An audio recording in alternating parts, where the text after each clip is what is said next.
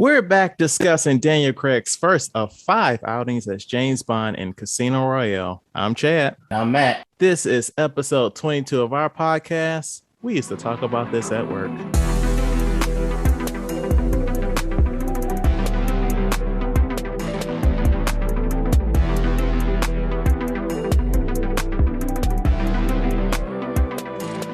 All right.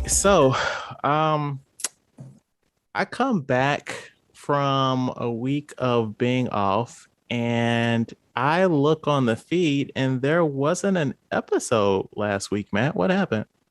Man, it was crazy. I had everything lined up, did my preparations, had interviews lined up, did all my research, outline. I was on top of it this week, but we had a typhoon coming, and you know how that is. So that kind of like threw all my plans of disarray. So I I apologize for that.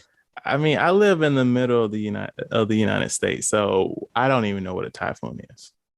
It's a thing when there's water or wind and water, Mhm. they get mixed together, then waves, and it's just crazy. I don't want to get in details. Okay. I'm not a weatherman or anything, but it's just it's crazy.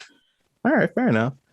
So this week we have a guest that was kind enough to wake up at 6 a.m. for us, all the way from the United Kingdom.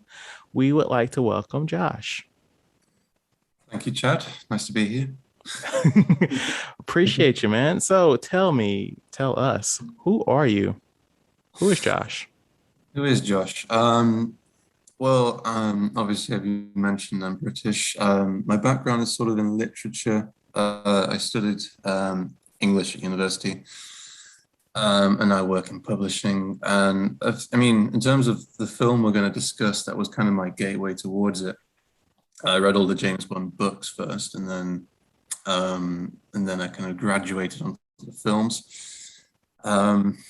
So that's always been my kind of reference point. And then like on top of that, I write quite a lot as well. I write reviews, articles, and I've just written a book. Okay. So tell me about this book you wrote. It's a novel. It's set in 1930s Lancashire, which is in the north of the country. It's where I grew up. I didn't grow up in the 1930s. I'm only 24. But it's a sort of I mean, we don't know, man. Like, you could be Scottish. You could be from the fucking Highlands. You could be a Highlander. We don't know. no, not nearly. I'm like halfway on the way there. But the book itself, it's sort of like a mystery.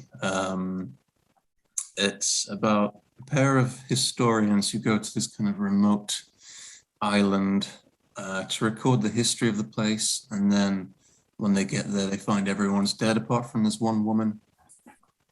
And she is the sort of, they have to rely on her because everyone else is dead, even though the history she tells of this place is really sort of fantastical and mythical, and they know it's not true.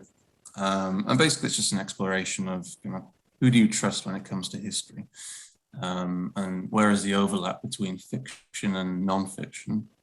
Okay. And then there's like lots of murder and stuff in there as well. That sounds very interesting. What is your book called, and when can we get access to it? Oh gosh, so it's unpublished. I'm currently in the phase of sending it out to agents, hoping that someone will pick it up. Okay. So if it ever does get published, and maybe in the far future, but not anytime soon. It's called which is an Irish word. It's called Um, You say yeah, U-R, and the U has an accent over it. Interesting. It's Okay. it's an Irish word, and it means new. The reason I chose it was because this kind of native civilization I've presented in the book is based in sort of Celtic mythology, but at the same time, in English. I don't know if you know words like when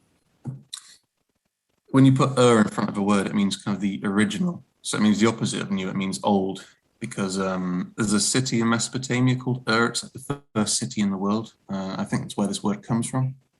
So there's a sort of internal contrast going on there between new and old. So yeah, that's why I chose the name. That But is it's very subject to change. interesting. That's really interesting. Like, I wish you were farther along in the publishing process because I would really like to read that. Same, Chad. But yeah, it's finished. At least I can say that. Have you thought about the self-publishing route? I Or are you have just done. trying to get all the big bucks? Yeah. I feel like I'd have a larger audience if I published it the traditional way. Right. That said, I don't have any audience at the moment. So Are you part of this podcast? Like, where the fuck is our audience? this is Right. where it begins, Chad. Our 28 listeners, if we have a publisher out there that wants to help Josh out, hit us up on the email and we'll pass that information on to him. Exactly. Otherwise, I can give you a link to Amazon Publishing. Oh, brilliant. Yeah, go on, why not? So pre-show, Josh, you were telling us that you just moved to London. So where were you before? So before this, I was in Oxford. Oh, I just done my master's degree there, and then that's where I joined the publishing company, which I currently work for. It's a huge contrast. I mean, I'm sure you've seen Oxford on film, maybe not Oxford, London at least. You know, no, London's- I've heard of Oxford. I'm like, oh shit, this dude's smart. Okay. I wouldn't go that far, but it's you know, it's pretty quaint. It's a city, but it's tiny, very old. I mean, it's a lovely place to be. And then suddenly I'm in London, which is just huge. Which part of London are you? It's Twickenham. It's southwest. But I mean, I've only just moved here, so my geography is it's dreadful. I don't really know where I am. I moved in with my girlfriend's family to save money. So she's kind of sort of like leading me around everywhere. So I've been to London twice, and so I really enjoyed my time there. So I've been to New York, and like I'm from the Midwest of America. Matt and I are. You ask Matt now, he's Japanese, but okay. Yes. But shut up. But yeah, so I've been to New York, and I just felt like I was from a small town when I was in New York because there's just so much hustle and bustle. But London's similar, but I didn't feel so small, if that makes sense. So I felt really comfortable in London. When we first went, we were in like the Paddington area. Right. And then Yeah. when the last time we went back in 2019, we went for Spice Girls. We stayed near King's Cross. All right. Okay. Cool. Yeah. Very central. Yeah. No. I mean, the center is the best place. I get what you mean about New York. Because New York is kind of, especially Manhattan, it's all cramped on an island. So, Yes. you know, a lot of people live there, a lot of people work there, but the only way to build is upwards. So there's skyscrapers everywhere. London, there aren't really that many skyscrapers. It's still huge and it's still very compact. You got castles and shit. Yeah. Well, rather dungeons, you know. Dungeons, yeah. I remember I went on a tour in the London dungeon when I was 5 and I just freaked out so much and just sprinted back outside again. It was terrific. I still wouldn't do it. How long have you been dating your girlfriend if her parents are like, yeah, come on over, Josh? I've been dating her for over 5 years now. Okay. 5.5 years. Yeah, we met university in my first year. She was in my creative writing class. So she likes to write as well. And then, yeah, I mean, there's nothing much else to report, which is usually a good thing. You're not looking at those rings because I'm sure somebody in that house has asked you once or twice. No, actually, no one's asked. Taking it easy. I mean, I'm still young, I like to think.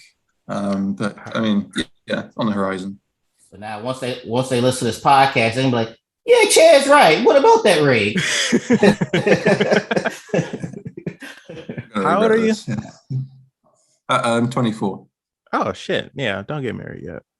Yeah, cool. Thanks. I got married when I was 23. Really? Yes. Interesting. Was that yeah. Well, I mean, everyone's at a different place in their life. Right. When I heard that Chad got somebody from the UK to be on this podcast, I was excited. But then he told me it was a guy, and I was like, ah, damn. And the reason why is because, like, so women from the UK, Australian, love their accent to death. Where I work at right now in Japan, we have a Royal Navy ship here. Shout out to the USS Richmond. Because I deal with supply, so they're here in Japan, and I was speaking to their chief and everything, and like I'm trying to focus, but like her accent, the way she's talking, it's like I love the accent. I love their you guys' terminology for stuff because she was like talking and she was like blah blah. This is mad, or she was saying bollocks and everything, and I was like, I love this. Men can be just as profuse with their language, but you got to be careful about the accent because they're. And I quite like quite a few of our accents, but some of them are really weird. I don't do any impressions, but like if you, in fact, I'm not even going to mention them because I'll offend someone. Right. If you go down the rabbit hole and just find some of the stranger ones, you'll be entertained. But yeah, it's the same for us. Like I love the American accent. There are many accents, but I mean, it's I find it endearing. Even on a man. Yeah, because they for us they say like even like my wife's Japanese, like so from the way they speak in New York versus the way they speak down south, even in the Midwest, because we got that over there her stuff like that, but people from different areas like a different accent. So I mean I can understand a lot of time, like when I was speaking to one of the sailors on the ship, he was talking to me and I understood the first part of the sentence, but then I didn't understand the second part of the sentence, and nothing in there made sense to me. And I was just like, okay. And then later on, there was another American guy next to me. I was like, what did he say? He was like, I don't know. Oh, no. If that happens now, you have to let me know. Don't just let me keep talking. Oh, no. Okay. All right. Just chatting shit. Well, speaking of, Josh, we need you to redo the whole episode. We didn't get a single word of that, man. Waited this long. So, how are you feeling about video games? You're a gamer? Yeah, I am. PC or console? Oh, I'm gonna offend someone else now, aren't I? You have to take a side here. I'm console. Okay, so are we. Your So PlayStation. You're among. Your brother. What's going on? This is what I'm going to talk about. I mean, like when I was growing up, I'm still growing up, of course, but like 10 years ago, there was this rift between PlayStation and Xbox. It still is. It was bloody and it was so controversial, and I felt like we were at each other's throats. Whereas now I think the fight is console versus PC. Like I don't know. I mean, right now, like it's kind of started with the PS4, and it's kind of trickled into this current generation of, oh yeah, Sony has exclusives and Xbox has Game Pass. Yeah, I know. I mean, there's plenty of people they buy both for the advantages. I mean, also you have crossplay now, which means you can play with one another. So I feel like that bridge is being the breach is being kind of crossed, which is it's good for relations between the two. But yeah, no, I do still play quite a lot. I just feel like this is nostalgia speaking, but it's not quite the same as it used to be. Back in my day. Yeah, exactly. Yeah, I mean, like just how long it takes to get a game out now. I mean, they always get delayed, and then like they take forever. They take so long, and then they come out, and they're just the same game as the last game that came out. Like when in like if you look at like 2001, and you jump ahead to 2006, and you look at the difference in graphics, it's extreme, massive. And then if you look at 2011 and then you compare it with 2021, the graphics are pretty much the same. And I feel like part of that is because we've already reached a point where we're really good at doing graphics. But at the same time, it feels like we're not really progressing anywhere, you know? No, So I just, get that. Like how further can we, push the wheel, recreate the wheel, like yeah. I mean, just do we want to get to a point where it's like like it looks exactly real? I don't know. right. That would be weird. I don't I guess know. the next step was like, they have the VR stuff for what's it called? Yeah. PlayStation Move and Oculus. Yeah, yeah, Oculus Rift, yeah. yeah. Yeah. So I guess that would be the new stuff. And um whenever we start talking about like advanced technology and video games, I always go to Black Mirror. All Um right. what was that game they played? Oh, Uh Striking Vipers. Striking Vipers, yeah. So I mean, eventually it's gonna come to that, like well, not that extreme, but it's gonna come to where you're in the mind type of thing where, because like you said, like there's everything, Assassin's Creed, Madden, 2K, all these games are just different names, a little bit of different cosmetics, but it's basically the same game every year. Hmm. Or even if you look at a game like Fortnite or something where it's the exact same game, all you're doing is just adding new skins or new characters, but it's still the same thing. Call of Duty, all this stuff. So as long as people have a fan for the, as long as they have a fan base and they continue making money for this, they're gonna keep doing it. But then you do have other developers who are trying to do something different, and those are the ones who are not getting as much attention. But that's why you also have games like Ratchet and Clank coming back from Crash Bandicoot, old games coming in. I don't know if people don't just have new ideas anymore. So let's just, hey, that worked 30 years ago. Let me try to bring it back. I Or mean, what? I feel like it's the same thing with movies, right? Like the money people are like, we don't want to take any risks. So just do that same shit that was successful and let's make this money. Yeah. Like if you recall, like a few weeks ago when I was talking about I was playing Returnal, and like it's fun, but that game sold fine, but a Ratchet and a Clank like fucking crushed the sales charts. Mm-hmm. I mean, yeah, you can capitalize on nostalgia. And already at a point in films and video games where we just have this huge backlog of Mhm. games which everyone already loves. So I guess there isn't really much incentive to make new ones. I'm a little bit skeptical about VR. And I say that from a perspective of complete ignorance because I don't know that much about it. But I don't know. I can't really see people just sitting there on the sofa with these goggles on, just sort Right. of dancing in the void. Like And especially ones where you have to actually move around and stuff. Like most people don't really have the living space for that, I don't think. But I I might be. Oh no, I you're absolutely right, because even like like my friend had a PlayStation Move and everything, and we only played it when there was a group of people over, kind of like a party type of thing. Hey, try this on type of thing. It wasn't where he's sitting down after work. Let me put these on and play something. It was just more like a novelty thing to, hey guys, check this thing out type of thing. Yeah. Hmm. Yeah, yeah. It's a sort of like coffee table piece. It's cool for like it's like when the Wii came out. oh Yes. yeah. Yes. I loved that for 10 minutes. And then Yeah. yeah, it might be a fad or it might be the future. I think it's too soon to say. Oh, like speaking as somebody that wears glasses, like I've tried the VR before, and I don't like that feeling of that goggle pressed against my face, and I'm also wearing glasses. Hmm. Yeah. So that's something that they need to kind of look into also. Are you short-sighted or long-sighted? I am short-sighted. Oh, right. Okay.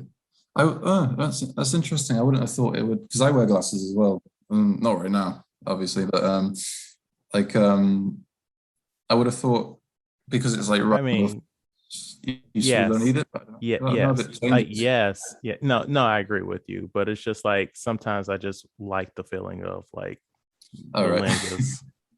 Yeah. Yeah. That's another thing to bear in mind. Yeah. All right. I'll But give it. But I just kind of want to springboard for a sec. So like we were talking about how like video game companies aren't really making any like progress. They're just like taking like baby steps. And I feel like we're in the same way with cell phones. We just had an Apple event this week, and we're getting some new iPhones next week or this week when you're listening. And it's the same shit we've been getting like the last couple of generations, like last few years. And it's like, why are we making these big spectacles and writing all these articles and making a 2-hour event over a cell phone with like 30 more minutes of battery and a slightly better camera? Like, what are we doing? Because if they came out and was like, hey Chad, we got this new Apple phone, but it's has a little bit of longer battery life, camera's a little bit better. Are you gonna buy it? But if I make this whole big scene and they're out in Antarctica filming this stuff, and it's just like a movie. They're filming this whole movie over this phone. So now you're like, oh, maybe I do need this phone. I mean, I've never filmed a movie, but maybe because I didn't have the technology to do it, I can have this phone to film a movie like this. No, they need to do it. No, that's true. I mean, I'm looking at mine now, and I think it's the iPhone 12. I don't even know. They're all the same. Yeah, it's the same as the iPhone 4. It's just a bit bigger, and the next year it'll be smaller. So, I mean, yeah, I don't get it either. But I mean, they'll do it so long as there is demand, I guess. And I guess people are going to these events and buying them en masse for some reason. Yeah, like I don't fully get it either, because it's like, okay, we're about to get some new phones, and then in a couple of weeks they're going to say, oh yes, the iPhone 15, it's the highest selling iPhone ever. And it's like, who's buying these phones? Like, how have they not like hit market saturation where everybody has an iPhone and they're like, you know what, I don't need this new one? Like, who's buying these phones? Yeah, exactly. Everyone already has a phone. It's interesting though, because like there's an idea of planned obsolescence where the phones are made so that they won't last very long. And Apple does this. They make sure the phone won't last more than 3 years so they can buy the next one. I mean, there was a whole class action lawsuit against it because it was something to do like the battery got bad or something after so long, and people were like, wait, you intentionally did this? And so they had to pay out money. This was like a few years ago. Really? I'm pretty sure they still do it though. Like, yeah, they do. They're pretty frank about it. Yeah, it's crazy, and we still keep buying it though. So, jokes on me. We're the dumbasses. Yeah. Yeah. So, also this week, my daughter, who is 1, I guess, if you want me to be that kind of parent, she is 14 months old. She don't do that. don't be that type of parent. How old is your child? Oh, my child's 59 months. My daughter finally started walking, like without needing any assistance. And I don't know, man. It's like this was her moment, but I just felt real proud. Like I did that shit, even though like it was her. And yeah, my baby's getting older. And also, I'm annoyed because my baby will be able to get into more shit that I don't want her to get into. And I'm not about this child-proof in life. I want her to be free range like a chicken, but she's already trying to open up cabinets and shit. And I'm like, bro, like, this is the shit that your mom gets mad at me about, and you're proving her right. I thought you were on team dad. Stop. All right, you're not going to breeze past that like you just say that. So let's circle back around to where you're like, you want her to be like free range like a chicken. Mm-hmm. But that is for her safety. So are you one of these parents where like you see her about to do something and you're like, oh no, she needs to learn, so you're not going to stop her? Maybe. Well, you please just take my child away now, child service. Right, that's what I'm saying. We circle back to the very beginning of this podcast. We were talking about police coming to your door about your child, and now circle back. Yes, it seems like that might be a thing now. So I might be doing this. I might be doing this podcast by myself in the future. Then, and then I'm gonna be doing a GoFundMe on this to help Chad make bail. Then, I mean, yeah.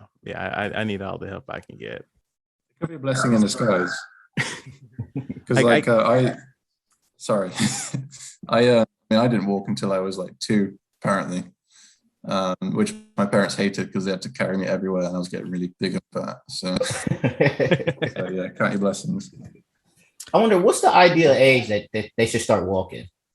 I guess around at least 1, right? I mean, 1, okay. You know, I will say this: like, since she's walking, she is like tired a lot more now. So like every day this week that she's gone to bed, like normally, like she's in bed and like she'll like bullshit, like she'll stand in the crib, start singing, just making all this ruckus. But this week, put her in the crib and she's like, "All right, man, good night, dog." And I'm like, "Cool."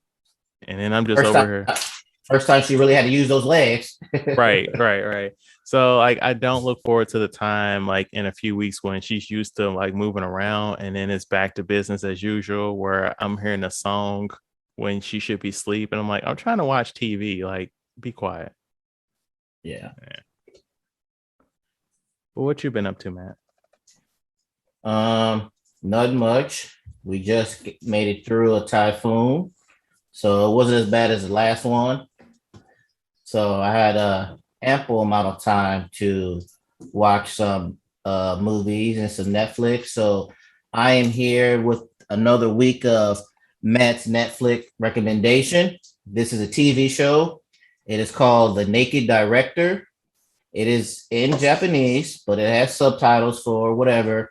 And it's basically set in the late 80s, early 90s, where it's about the porn industry.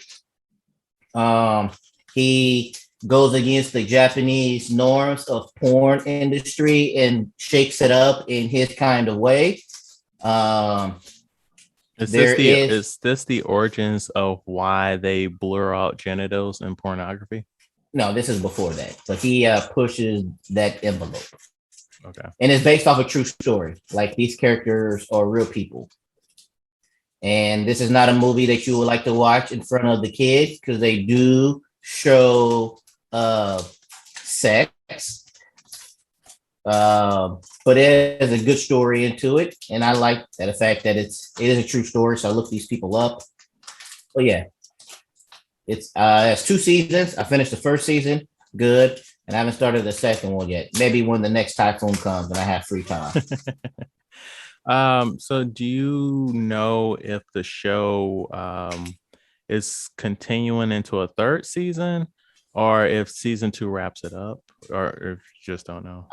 I'm not sure because I know season 2 just came out maybe a couple months ago. All right. So we are running through these topics. This week, we are discussing Casino Royale. The man was Le Chiffre, private banker to the world's terrorists, which would explain how he could set up a high-stakes poker game at Casino Royale in Montenegro.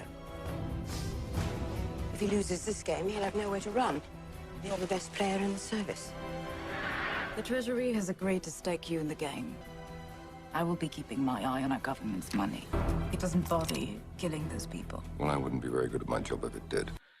This version of Casino Royale is a reboot of sorts for the 007 franchise. We follow Bond on a routine mission to bring in a bomb maker to find out what his latest assignment is. It goes very wrong and results in seducing a married woman in the Bahamas, stopping a terrorist attack at the Miami airport, preventing a GameStop level stock shortage, and entering a Texas Hold'em tournament where if Bond loses, the British government would have funded terrorism. While Bond does succeed in getting to the bottom of the plot at hand, he's blindsided by the betrayal of his mission partner and the woman he slowly grew to love, Bess Berlin. So, Josh, what were your thoughts on Casino Royale? It's one of my favorite films. I'd say top 5 easily. And it's my favorite Bond film. If you walk down the street and ask people this question, like, what's your favorite Bond film? Don't do that. It's a bit weird. But if you did, they'd probably say Casino Royale, or they'd say something like Goldfinger, maybe. But Yeah, it's, I was about to say, depending on how old they are, they would say Goldfinger. if they're as young as I am, then, um, but well, actually, I mean, when it came out, I was 9. It was like 9, and You should not have been watching this movie back then. no, I didn't understand it at the time. I didn't like it because it was too gritty. It was too sort of it wasn't Pierce Brosnan anymore. It was, pretty violent. There's that scene where he's like torturing him by like whipping him with a carpet beater In the genitals, yes. in the genitals. I remember in the cinema, my mum just turned to me and she said, "You need the bathroom." She frog marched me out the cinema, which in hindsight was really for the best because it was quite a grueling scene. But then when I came back in, it was when he's like recovering in hospital, and like that's quite an important scene because it's where the villain dies, and it's where you realize that he's been betrayed. And I had none of the context. So like the first time I saw it, I was not only too young to understand what was going on, but I'd also missed crucial details. So I thought that film was just awful. And then I read the book like a long time afterwards. And it's really short. I read it in a day and I thought, well, that was pretty good actually. I enjoyed that. So I watched it. Is the book a short story? It's not. It's the first Bond novel. It's about 160 pages, something like that. Okay, that's not bad. Stories as well. Like Quantum of Solace is based on a short story. But it's unlike the film, it's entirely set in the casino and then in the aftermath of that. So it's pretty minimalistic. And it's a good read. And then so I thought, oh, it's pretty good. I'll watch the film again. And then when I did that, I was old enough to understand it. And I was like, oh yeah, this is good. This is good. But like it took the franchise in a completely different direction, which to some extent still heading in today with Daniel Criag. And that's probably the biggest reason I enjoy it. So it breathed new life into it, I think. Yeah, especially coming off of Die Another Day, which I really liked. That's actually the first Bond movie I saw in the theater, Die Another Day. Yeah, I like this movie a lot too. Like I saw this like shortly after it hit DVD back in the day. And I really enjoyed it, like the different layers of it, of the story and like the subversions. Like, okay, Bond is supposed to kill the bad guy. Who is this random dude? Like, what is happening here? I like the whole he's like a blunt object, as M says in the movie. Like he's just he'll get the job done, but it's not going to be nice and smooth and suave as the James Bond we know. He's just a brute, and that's something I really enjoyed. I forgot how much Texas Hold'em was in this movie. Maybe it was cute at the time. Like I remember around that time, we, as a collective, we were really into like world poker championships, like watching that stuff on TV. But like 2021, I'm like, let's move this along with these cards. Yeah. That's another thing that you don't understand when you're 9 years old. He unveils his hand and he's got like a king, and you're like, what does I was that like, mean? oh, he's got that straight flush. Yeah, but you're right. It was crazy. Like there was a craze for poker at the time, which I think is one reason they went with the film. But in the book, they actually played baccarat, which was a lot more popular back in like the 60s. Interesting. Yeah, they that was one thing they updated. But it's also one thing that, as you say, maybe hasn't stood the test of time. I really enjoy it, but I know most people get a bit put off just watching someone who should be like parachuting and doing somersaults and stuff and blowing up bases just playing poker. I mean, maybe if it wasn't constant scenes dedicated to Texas Hold'em, like maybe we would have had one, maybe two scenes, but like we just kept coming back to the poker table, Yeah, I disagree with you. I love that part. Oh, okay. The poker. Um, so just to cut in, yeah. So I love that part, and I was thinking like they should just make a movie about somehow because I like the pauses in between where like, oh, we're gonna take a break, and then storyline, action, stuff happens, and let's go back to this. And I love that, or I really enjoyed that part of the movie. You guys didn't touch on it yet, but I thought the action scene at the beginning of them chasing them down and the scaffolding running through the building, I thought that was incredible. I thought that was awesome. Um, it's I know this is a James Bond movie, so I know what I'm going to say is blasphemous, but I didn't care about the women in this movie. I understand that. Or go ahead. That's kind of a theme with Daniel Craig's James Bond movies, though. Like they aren't so sex crazed, if you to put it a certain way. Like, yes, women are there, and yeah, he's probably gonna have sex with women, but that's not really the focus. Mostly because like his movies start off in the the early 2000s, and that shit was not cute then. Right. And Yeah.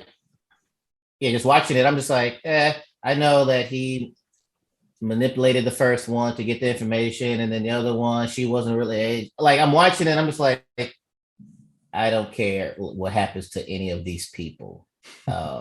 So I was more shocked or more concerned about the villain. When he got shot, I was like, ooh, okay. So like when the stuff was happening to women, I'm like, those are the breaks. So, but overall, I really like that car stuff. I really liked how cocky he was at the beginning. He lost all the money, he had to come back and get it again. Maybe because I play poker. So when he showed his card, like I was watching with the wife, and I was like, oh, straight flush. I was like, oh, like that. So, I did not know you played poker.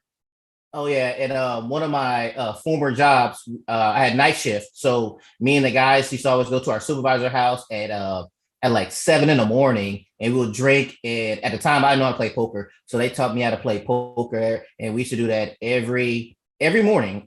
We'll get off at like 6 or 7, go to his house, drink, play cards for a couple hours, and then I'll go home. So, but yeah. I do like how when Bond first meets Vesper and she's like, yes, I'm the money person. He's like, cool, cool, cool. And she's basically like, this plan of yours is stupid as fuck. Like, why are you giving a terrorist money? And I appreciated that. And then I like also when he lost all that money, she's like, no, fuck you. This plan was stupid anyway. Like, why would I give you more money to fuck over? Right. I did. Yeah. I liked her at the beginning. Well, I should say I did not like her, but she had good moments and like that. Because I liked how they foreshadowed to where, and at the beginning, M told him that how he's brash and cocky and everything, and then later on, it played out in the poker game where he was cocky, he was overconfident, and stuff like that. Yeah. Yeah, and I mean, they had really good chemistry in the film. Like you're saying, like it's at this point, mid 2000s, but Bond girls can't really be Bond girls anymore because they've always been very sort of passive. And here comes Vesper, who's basically on his level, and she's talks down to him and stuff. Mm-hmm. Yeah, and like her death also sets the tone for the films that come afterwards. The way he treats. Boy, do they. Yeah, I think that's another reason why he's not really a woman chaser anymore after that, because he's still hung up about her death. So there are narrative reasons as well, I think. But yeah, I don't think in any of the films that have come afterwards they've reached the sort of pinnacle which was set by Vesper in that film, Right. played by Green. I will say, I guess a spoiler towards this series of reviews that I want to do over the next few months. That's something that I kind of don't like about Daniel Craig's Bond, is that he doesn't seem that focused. Like after this movie, like he slowly is becoming the Bond that we know, but it's like he's going rogue in like every fucking movie, one way or another. Like in one movie, like he's on the mission, but he's not, he's doing it his way and he's not like doing what he's supposed to be doing. And in another movie, he's like, oh yeah, I'm just gonna I'm just gonna go missing for a couple of months. And it's like, what the fuck are you doing? Just do your goddamn job. Stop. So that's something I find really annoying with his Bond, but I like this movie. It's a symptom of modern storytelling. I mean, they need that drama there, so they need Bond to be in conflict with M and Q and all that. In the old films, he'd be given an order and he'd just be like, "Yeah, I'll do that." Sounds good to me. Yeah, I know. Yeah, but like, maybe audiences don't want it, but producers definitely feel that audiences want that kind of drama in there. They want Bond to be brushing up against everyone, which I think is why they do it. But also, like you said, he's done that for pretty much every film. So okay, so I do have a question for you guys. Okay. So since you guys are more Bond experts, thinking about movies and no creativity, has there ever been a Bond movie made when he was younger, like he just started? I've always thought they should do this one. Well, I mean, no, he just got promoted to 00 status, but I mean, like him when he first started in like MI6 or something like that. No movies. Was it young James Bond or kid James Bond? It was like a cartoon or something, but that was his nephew, right? Yeah, his nephew. Yeah. Movie wise, no. I'm sure maybe a book, maybe. In the books, yeah. In the books, like I say, it starts with Casino Royale, but I mean, they hint at his past. And I think when he joins MI6, he's in his 20s. But they don't really say. There's a guy who did he wrote like a fake biography of Bond a long time ago. And he's got like a chronology of his timeline. And I think he puts Bond joining the MI5 in his 20s, but then Anthony Horowitz has written the new prequel to Casino Royale, which puts him in his 30s. So I mean, there's no consistency. Right. Everybody's on their own. Yeah, everybody's they need a younger actor. Yeah, because like Daniel Craig, he was in his late 30s when he started, and he looked good. He looked great for the role, and then he aged very quickly. By Scott, you already see it, and then it's Inspector, and now he looks even older. Yeah, some young blood might be a good idea.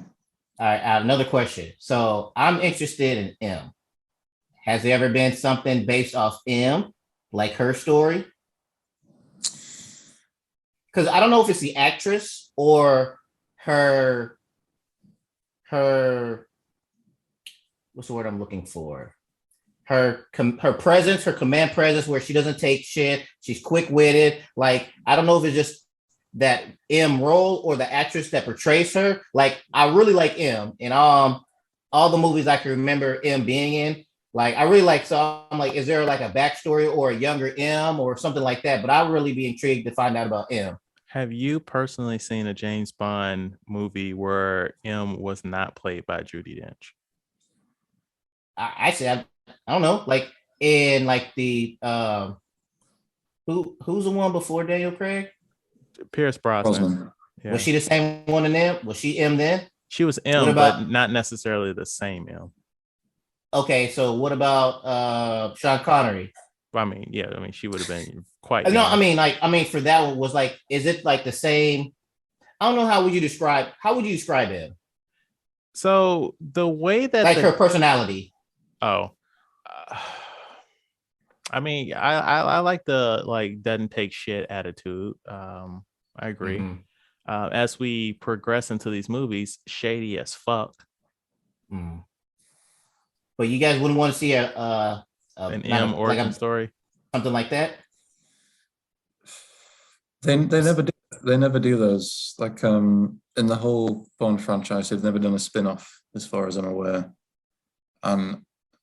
I think it could be interesting, but it's not what they do. Mm-hmm. There's potential with like Moneypenny. They were going to do it with Jinx in Die Another Day, but they never did. Yeah, I wouldn't mind seeing something like that. Like an M story set like during like maybe Roger Moore's era, like the 70s. And like she's doing stuff and she's a young up and coming member in MI6. That would be interesting. And like Daniel Craig's Moneypenny, I would love to see like some stuff with her in it. Yeah, because in Skyfall it's hinted that she's like an operative and then she quits immediately. But like, I mean, it's not hinted. Like she's in the beginning that she she shoots is, him. yeah, shoots him. But yeah, no, it's this whole backstory to her that we never see and we know we'll never get to because she quits after that. Right. Yeah, but also with M, like I think you're right about the Cold War. I mean, the Roger Moore era, because in Casino Royale, she goes, "Christ, I missed the Cold War." It's like, Oh, yeah. we were getting into some stuff back then. And that would be interesting. But yeah, who knows? Because the thing that got me, well, because I was watching something, I really liked her, and I started thinking about other stuff. Because then in my head popped up Cruella, where they made that to where she was just a Dalmatian killer, and then Cruella the movie came out, and you get a backstory. I'm like, oh well, things happen. That's how she got like this. So maybe there was things like that made M the person who she is, or something like that. Okay. So you want the origin story of a young woman named Melissa, and then like at some point they're like, you know what, Melissa, we should call you M. I'm like this. Ooh, they said it.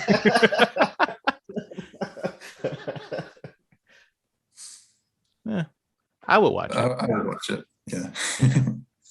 I criticize the hell out of it, but I would watch it. Yeah. All right. So you guys have any final thoughts on Casino Royale before we move on? I don't know. I just think it's great. It's just the only. I mean, I never rewatch films because when it comes to rewatching a film, I always think I could be watching a new film. Yeah. But there's the only films where I can just keep watching it. Not because it's particularly complex and you find new layers every time, but just because it's just really fun. Yeah, it's great. I love it. It was a nice blast from the past because I totally forgot about Body World. Oh yeah, they still have that in London. I walked past it the other day. That's interesting. It's not in. I would never go in there. It's grotesque. Like I've never actually attended it, but I just remember the commercials from way back when. I'm like, oh yeah, those are real people. Okay. What's Body World? That's the one where it's an exhibit of like the human body, but they were all donated bodies. Oh, the thing that he went into there. Yeah.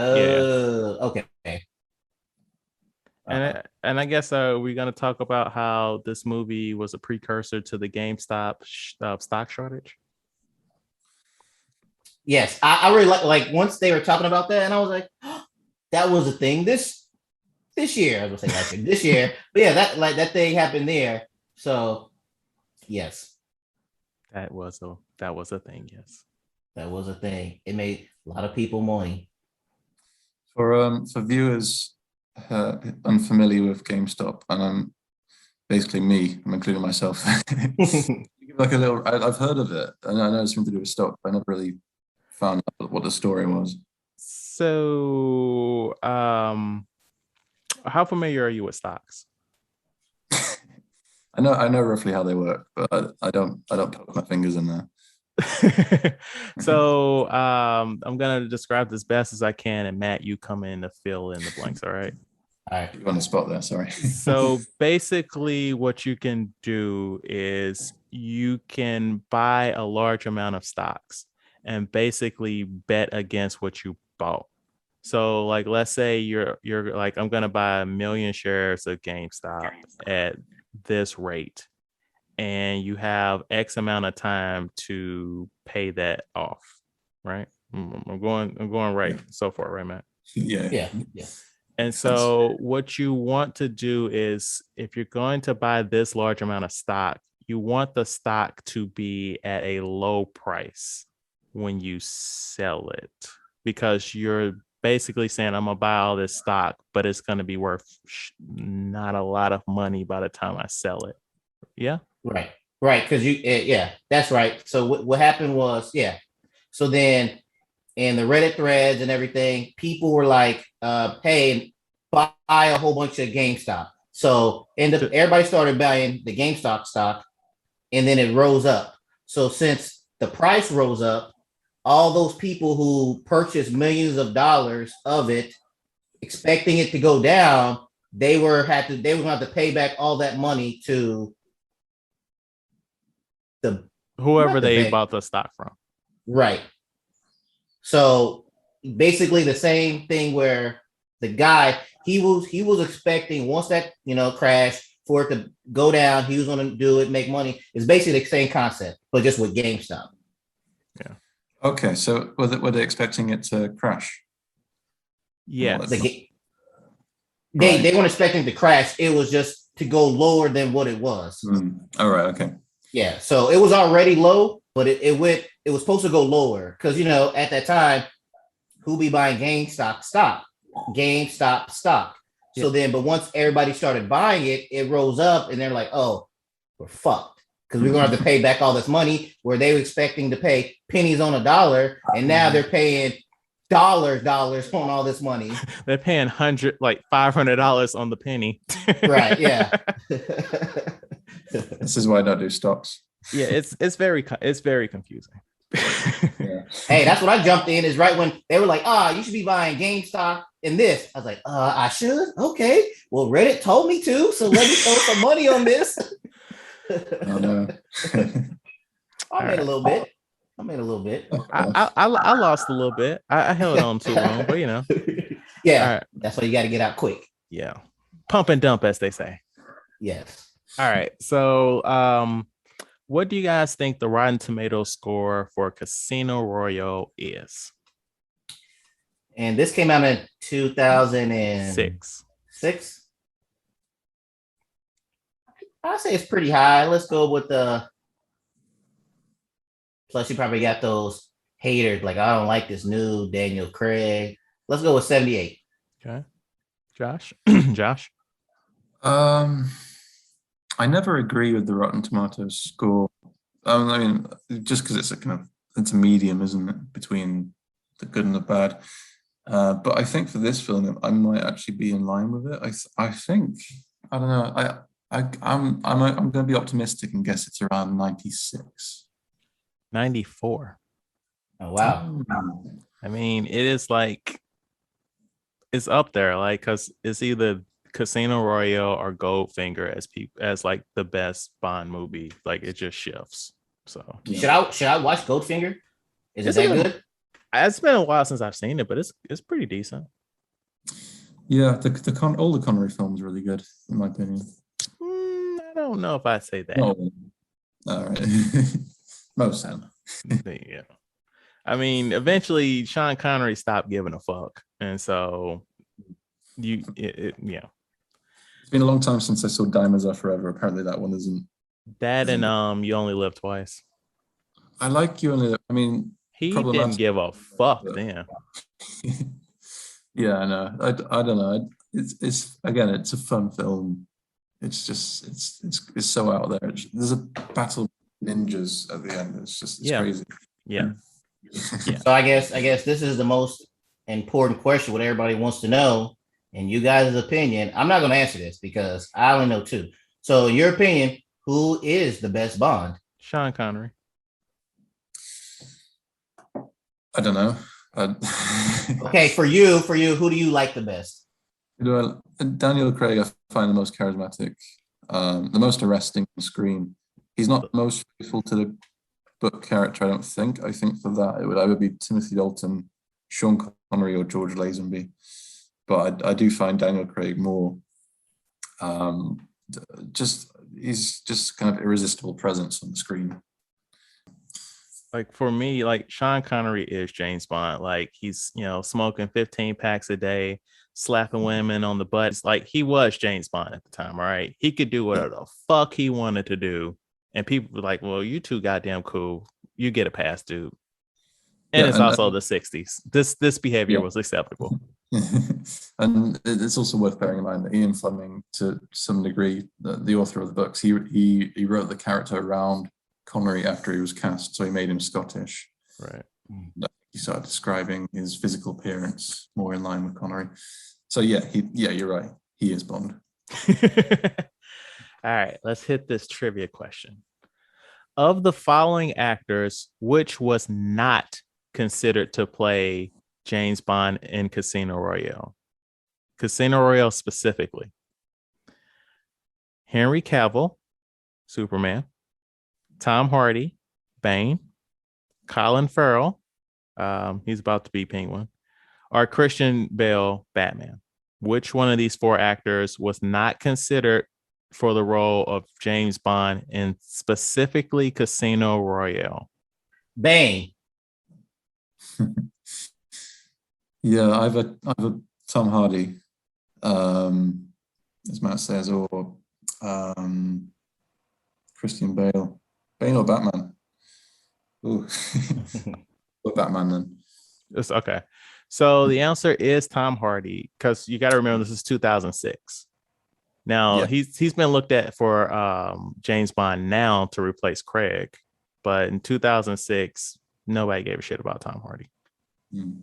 But funny enough, I was very surprised that they were looking at Henry Cavill, but he was in his early 20s, and they don't want to cast anybody that young, contrary to what you were saying earlier, Josh.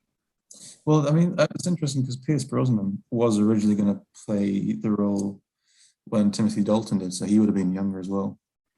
So I think they have flirted with the option, but they always they think, no, we always do late 30s and it always works, so let's keep doing it.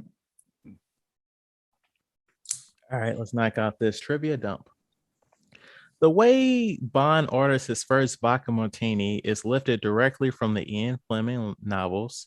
I was trying to find like a quote of like how he ordered it, because it was like overly complicated. Like, why are we trying to reinvent the wheel here? Just fucking say a vodka martini and stop. All right, real quick. I found it. 3 measures of Gordon's, 1 of vodka, half a measure of quina linnet, shake it over ice, and then add a thin slice of lemon peel. So that's what he said in the 2006 movie. But according to the 1953 book, he says basically the same thing, but he says 3 measures of Gordon's, 1 of vodka, half a measure of quina linnet, shake it very well until it's ice cold, then add a large thin slice of lemon peel. Got it? So it's slightly different than from the book to what he said in the movie. Yeah, doing too damn much. Yeah. And they call it a Vesper martini. Ah, that's funny. Yeah, have you ever tried one? I ordered one in a bar once. How was it? No. Oh, it was horrific. Yeah, no, I would never drink that again. I would have. It's funny when he ordered it. I was like, "This, huh? Maybe I should try one of those before." You and everybody else. I mean, I at might the try table. one. Yeah, exactly. Yeah. It sounds fancy, but when you look at what's in it, it's just that's disaster. Daniel Craig became the first actor to be nominated for a BAFTA award for playing James Bond. This is the first James Bond movie where he failed in all of his mission objectives. Lashif died without revealing any information on his network. MI6's money was lost to the terrorist organization, and Vesper also died without revealing anything. So Bond fucking sucks in this movie. Yeah, I think that's true. And maybe that has something to do with, as you were saying before, his going rogue in every film. He's actually pretty crap at his job. Yes, he is. Like, can we just get one movie where they're like, all right, Bond, here's the mission. Don't go rogue. Don't go missing. Don't fall in love. Don't quit. Just do your fucking job, get your check, and let's fucking go. I have another question for you guys. Okay. So there was talks about a new Bond and, different actors. So if you have to pick one, a brand new actor to play Bond in a new Bond movie. Because I know there's talks about, Idris Elba and other people. So if you guys had to pick a new actor for a Bond movie, who would it be?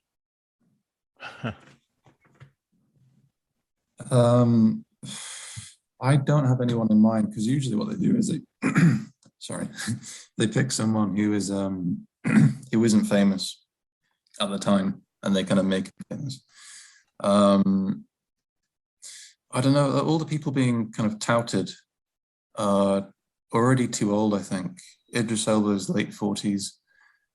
Tom Hardy's already late 40s now, I think. So yeah, I don't know. There's a few kind of younger names I'd be interested in. Like Joe Alwyn, who's like, he's probably a bit young, but he kind of looks the part. And some others who are so obscure that I forget their names. Okay. We'll get more famous. So I put mine in the chat. Martin Compost from Line of Duty. Martin Compost. I put a link in the chat from Okay, Line of yeah. Duty.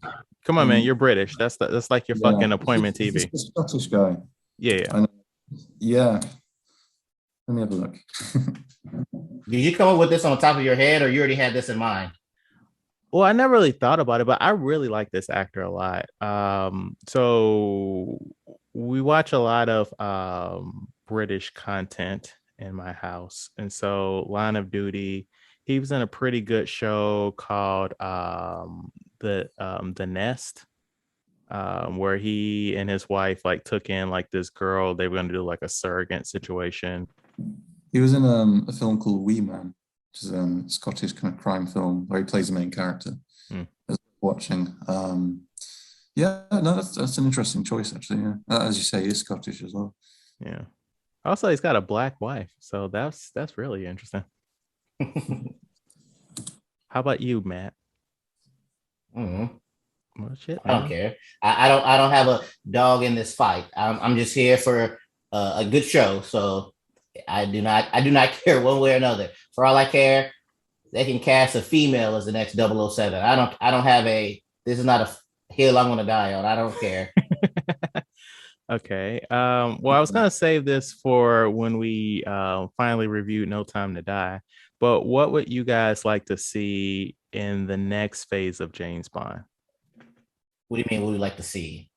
So I would like, after we're done with Daniel Craig, we do a period piece.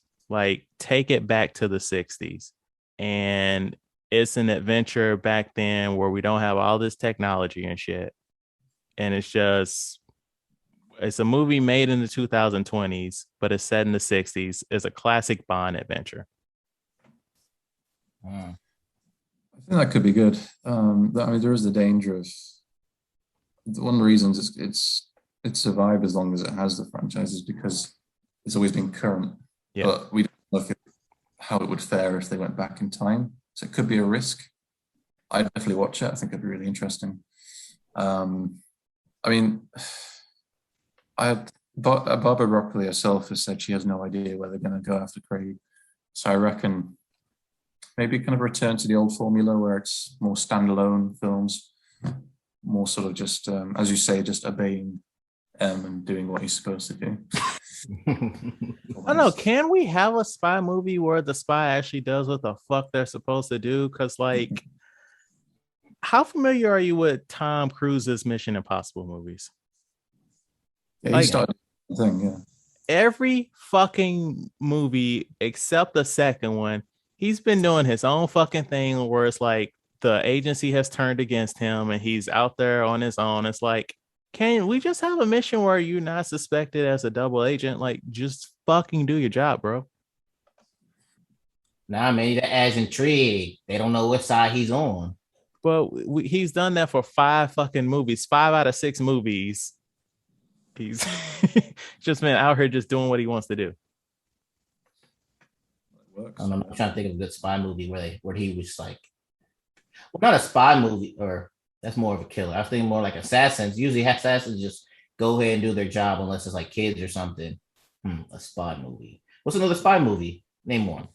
From like the 60s, aren't they? Yeah, I can't.